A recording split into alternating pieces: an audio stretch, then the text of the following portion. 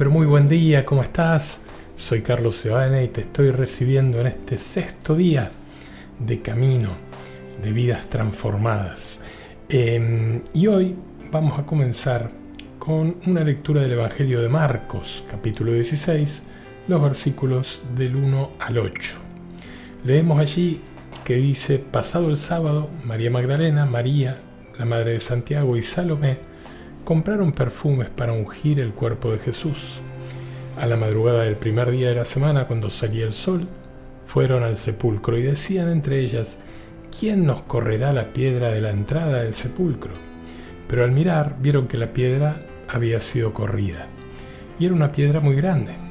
Al entrar al sepulcro vieron a un joven sentado a la derecha, vestido con una túnica blanca, y ellas quedaron sorprendidas. Pero él les dijo: no teman, ustedes buscan a Jesús de Nazaret, el crucificado.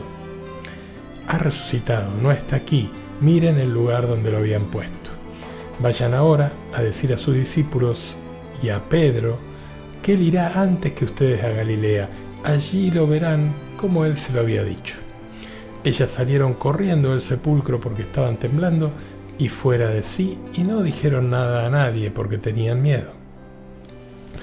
Y vemos claramente en los 5 primeros versículos la sorpresa de las mujeres cuando encontraron que alguien había encontrado la piedra que cubría la entrada de la tumba. En el versículo 6 sentimos esa misma alegría y emoción cuando escuchamos decir al ángel: no está aquí, ha resucitado.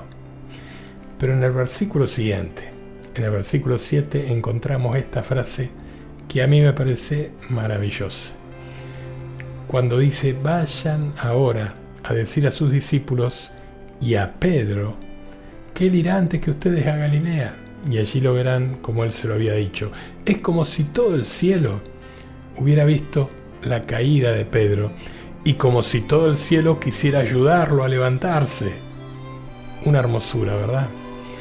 Bueno, en el mundo de hoy no vemos que haya muchas segundas oportunidades. Escuchamos mucho decir esto es ahora o nunca, Pero en nuestra relación con el Señor siempre podemos tener una segunda oportunidad o las que hagan falta, como la tuvo Pedro.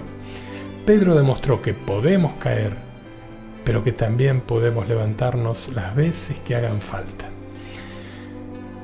Miren el Evangelio de Lucas en el capítulo 9 y los versículos del 28 al 35. Leemos lo siguiente: unos 8 días después de decir esto, Jesús tomó a Pedro, a Juan y a Santiago y subió a la montaña para orar. Mientras oraba, su rostro cambió de aspecto y sus vestiduras se volvieron de una blancura deslumbrante. Me detengo un minutito. Imaginen por un minuto lo que habrá sido ese momento. ¿Qué palabras habrán hecho que el rostro del Señor se transformara de esa manera, verdad? Seguimos en el versículo 30. Y 2 hombres conversaban con él. Eran Moisés y Elías, que aparecían revestidos de gloria y hablaban de la partida de Jesús que iba a cumplirse en Jerusalén. Pedro y sus compañeros tenían mucho sueño, pero permanecieron despiertos y vieron la gloria de Jesús y a los 2 hombres que estaban con él.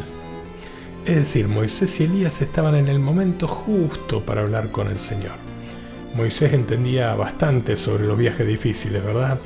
Y Elías sabía bastante sobre viajes excepcionales. Por eso el versículo 31 nos cuenta que los 3 hablaban sobre la partida de Jesús.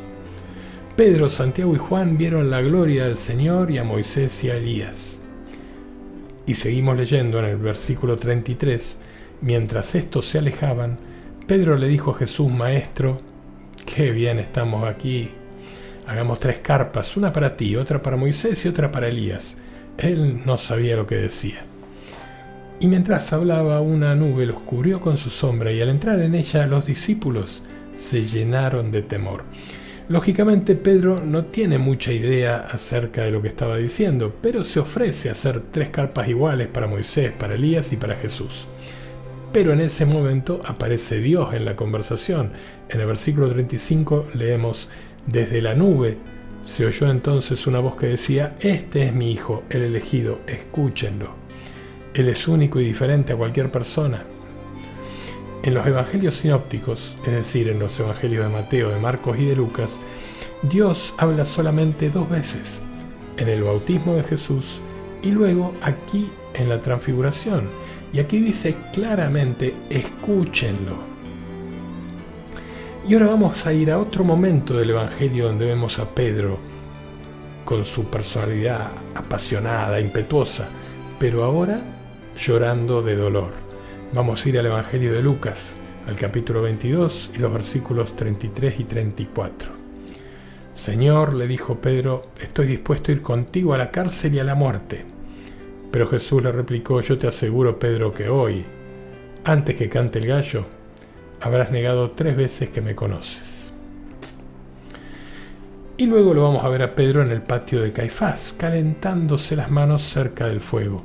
La noche era fría y el fuego le daba un poco de calor, pero Pedro, más que frío, estaba tibio.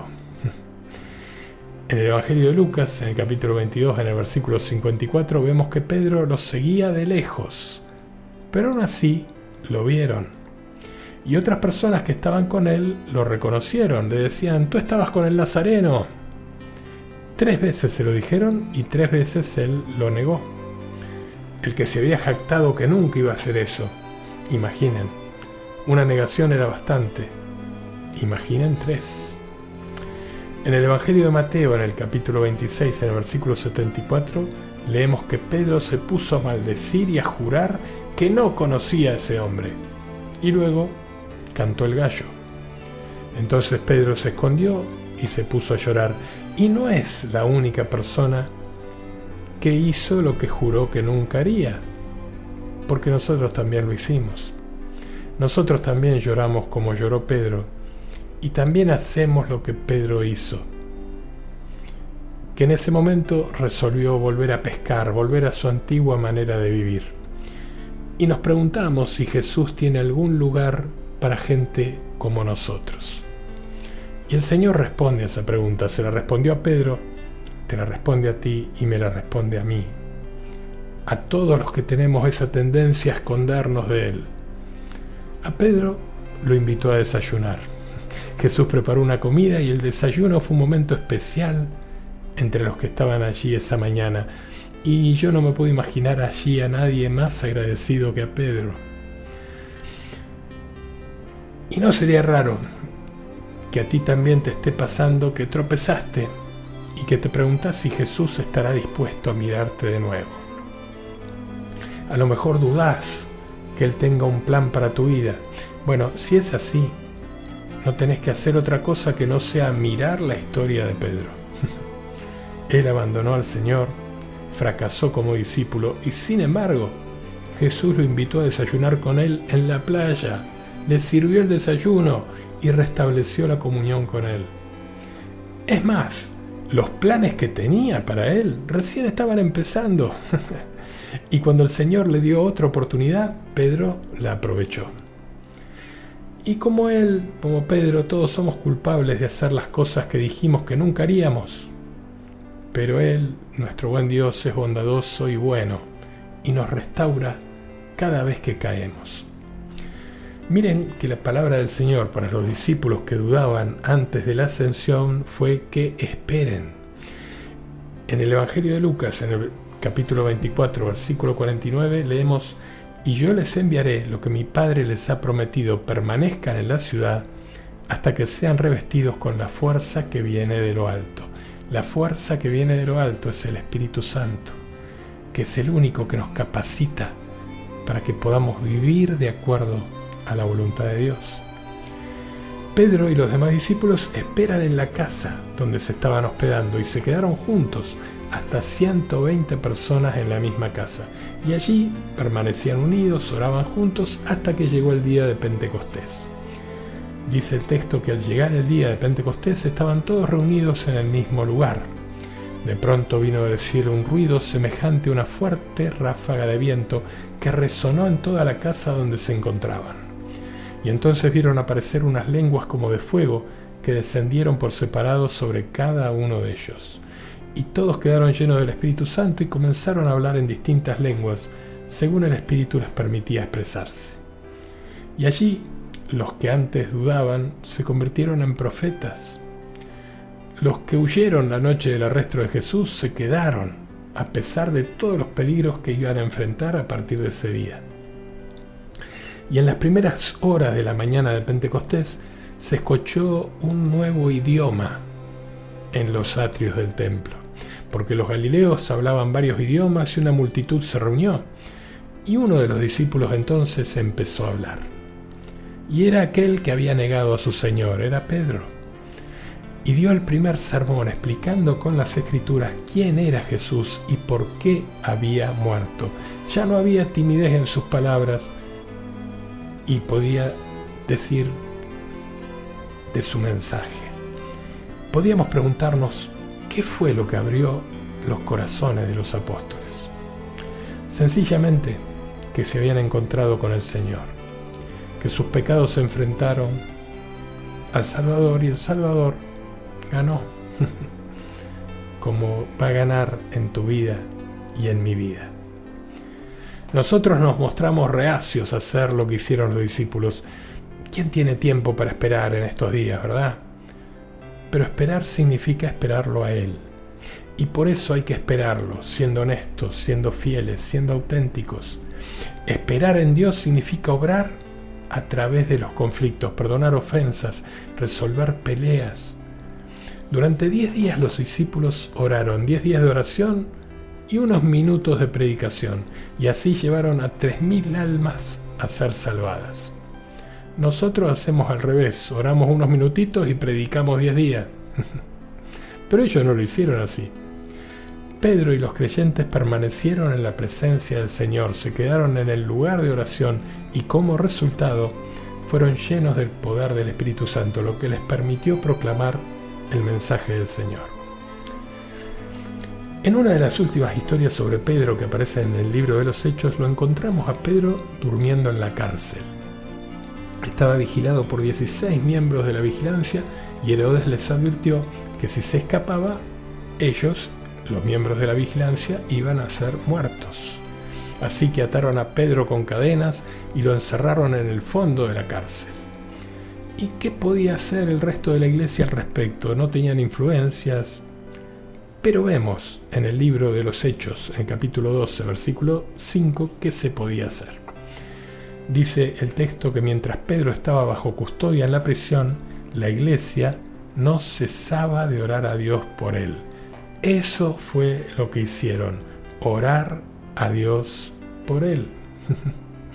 No organizaron manifestaciones, no le presentaron una petición al gobierno, no le fueron preparando el funeral por las dudas, no. Simplemente oraron, porque la oración era su única esperanza. Seguimos leyendo el capítulo 12 de los Hechos, ahora el versículo 6, del 6 al 8.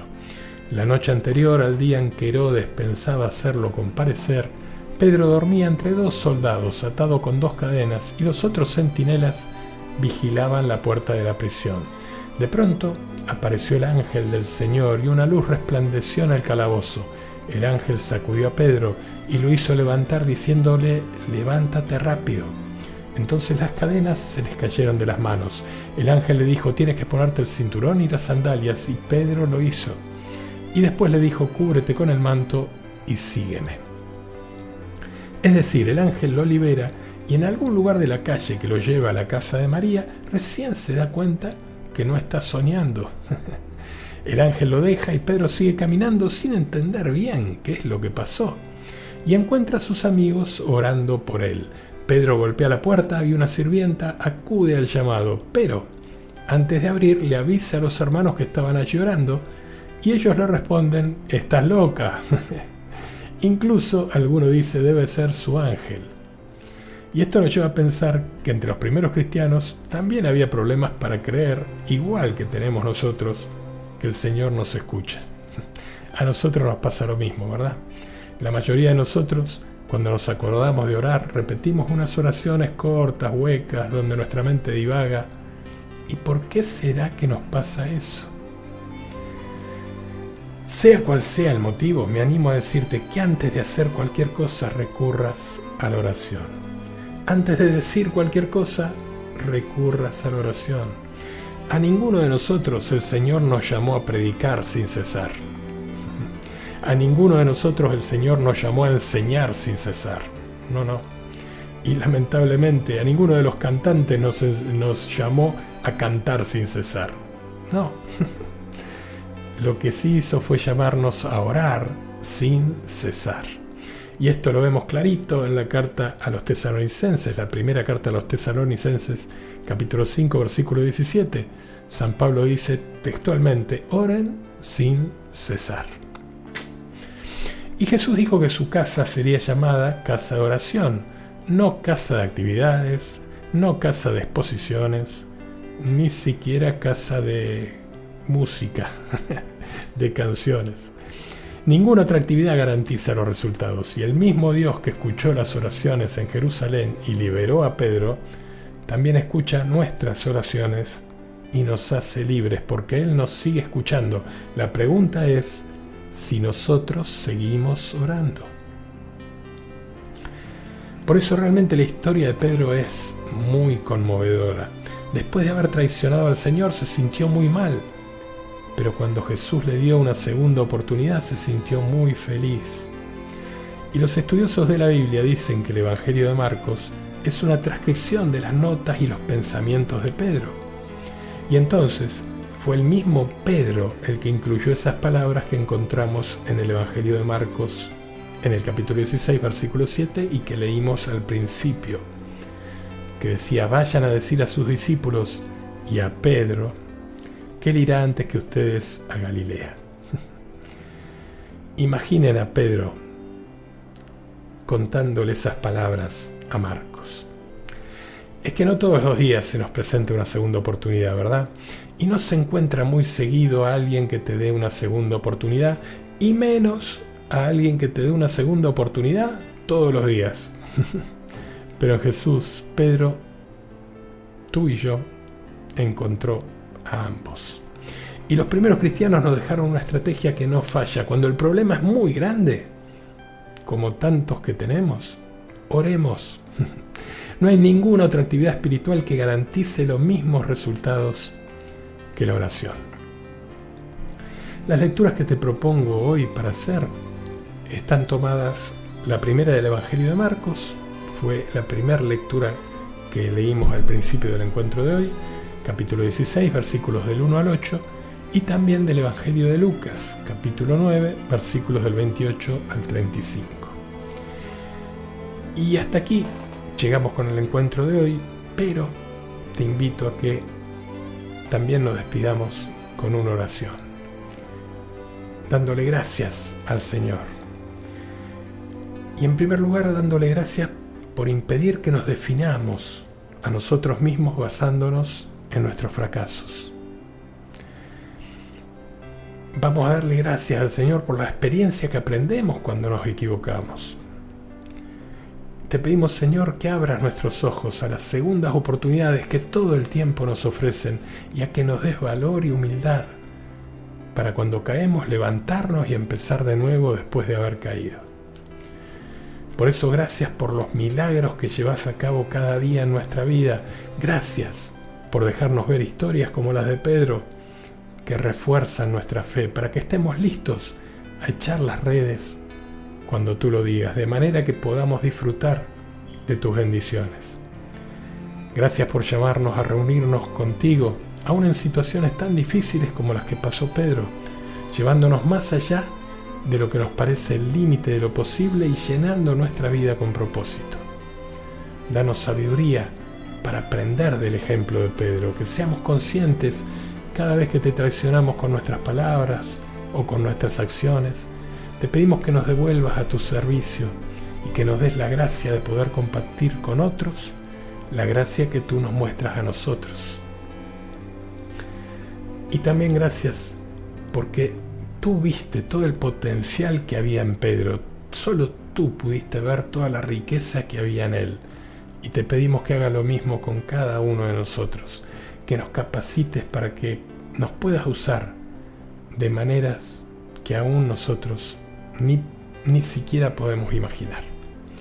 Y ahora nos despedimos, con esta canción que nos va a recordar aquel momento en el monte.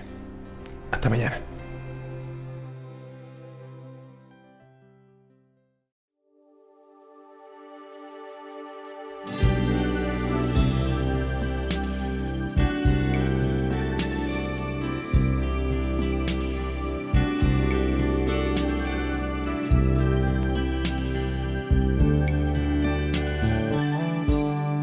Qué bien se está aquí, Señor. No hay otro lugar donde estar mejor. Tu mano nos guía, tu amor nos protege, confiamos en ti. Qué bien se está aquí, Señor. No hay otro lugar donde estar mejor. Tu mano nos guía, tu amor nos protege, confiamos en ti. Seremos tus manos para construir un mundo nuevo. Seremos tu boca para no callar la verdad.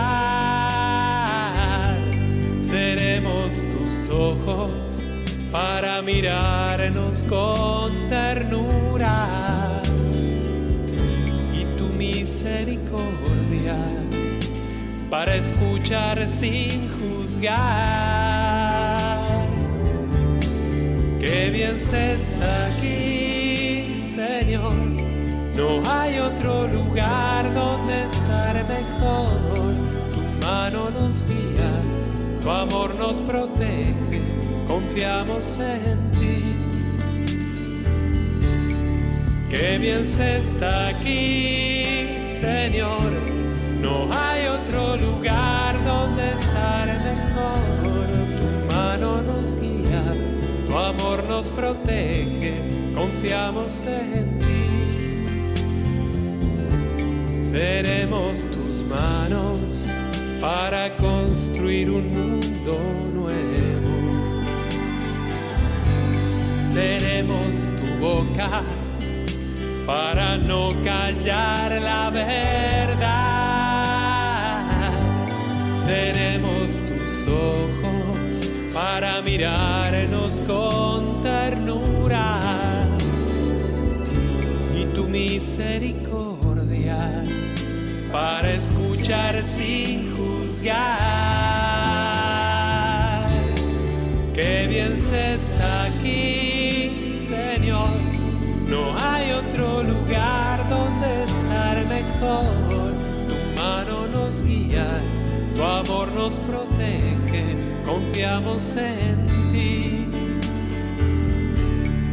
Qué bien se está aquí, Señor.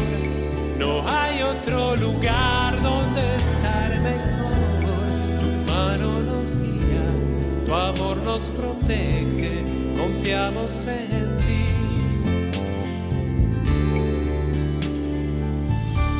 Confiamos en ti.